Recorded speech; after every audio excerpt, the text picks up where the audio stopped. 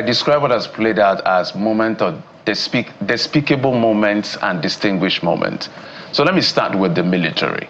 According to the Honorable Minister, approvals have not been gotten. He's asking for those papers to have been gotten, else they will not develop. Perhaps these people went there to do their work, and they were prevented because of the security presence of the military guys who were there, of course, on the orders of the former Naval chief.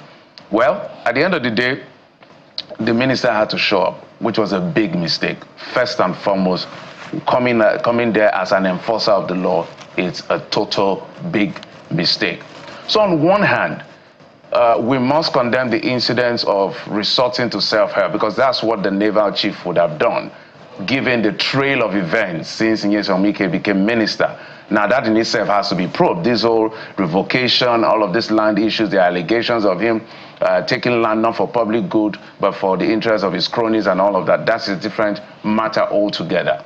Perhaps this Naval chief haven't seen what has been playing out in the FCT. Whether he has the papers, he doesn't have the papers, has insisted that what he has, he will use, which is power.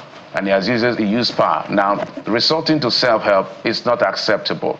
Our military men have better use than to be used to block property, prevent authority from doing whatever it is their work is. So that is totally condemnable. But you can't also blame him, as I said, due to the trail of events. On the other part is the fact that the Honorable Minister needs to conduct himself well in public. We must say that as clear as possible. Now, if you heard that the naval boss or former naval boss has sent his boys to the scene and they are preventing your people to do their work, what do you think you will do exactly to make those boys obey you? Except you don't understand our military hierarchy and framework. They will not listen to you. You're not the commander-in-chief. There are only two sets of people they will listen to. Either their direct boss or the commander-in-chief, which is the president. Not you. You're just a civilian, a sackable civilian, with the greatest sense of respect to all you have done, Honorable Minister. Why? And I'm almost blaming his security detail for not extracting him out of that place, for even allowing him to come. But knowing he knew some wicked, the Honorable Minister, perhaps they would have advised him. He would have maybe told them, no, he's not a coward and all of that, like he's telling the military officer. The minister had no business having a conversation with this officer in the first place. Is the Honorable Minister of the FCT. There are channels he would have used, and those boys, those military officers will leave that place. He will not even show up in the first place. But perhaps because of his nature, force, and all of that, he wants to.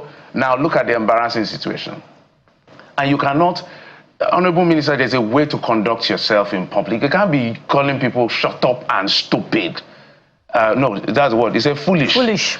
That is an officer of the armed forces of the Federal Republic of Nigeria.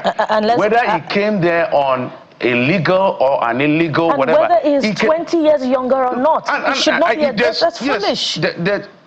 He's an adult. He's an officer. He's lucky that this officer has conduct. He's behaved himself.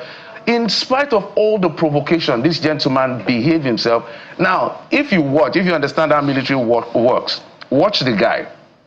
He stood his ground. He did not move. He was calming his boys down because they were already getting angry. These people are trained to kill. That is their training. And you want to come and be a civilian adversary in their front? Are you joking? So on this particular one, as much as it is the Honorable Minister's job to do his work and not be prevented by any military or whatever presence, it was a bad move to even show up in the first place. You had no business being there. It's big man to big man. There's a CDS. There's a president. There are so many chains of command that will make those gentlemen leave that place without even you showing up. Now, exchanging words with the military officer is very despicable. Calling him foolish. That is an army officer. It's not even a child. So there are many, I feel, that the Honorable Minister should apologize to the military, to that young man, for what he did. That is a different matter altogether. So it was very uncouth. The reason why honorable comes before the name minister is because of the office.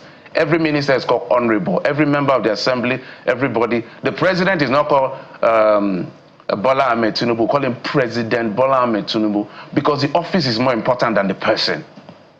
So I just feel bad that he had to put himself in this this is the second time I'm seeing the Honorable Minister. There was another video I saw the Honorable Minister almost physically engaging on this land matter. As a matter of fact, in that video, you could see him, hitting someone, standing right in front of him. I think a member of his security detail. There's one overzealous, uninformed, I don't know whether it's a police officer or whatever the security detail is.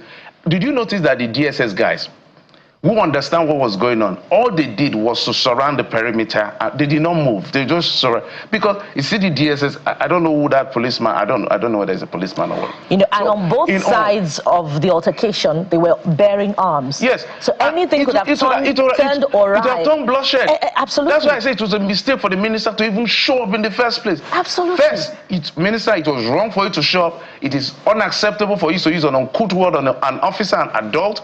If you see those military officers, they have formed a mental perimeter. You better not cross that perimeter. Whether they are right or wrong, at this volatile moment is wisdom. I'm a student of scripture. God works by two ways, wisdom and power. God could know that there are armed robbers on the way. He will say, go, because he will deliver you. The same God can tell you, don't go, because he wants to prevent danger. At this point, this minister would have avoided this scenario and stopped this embarrassment.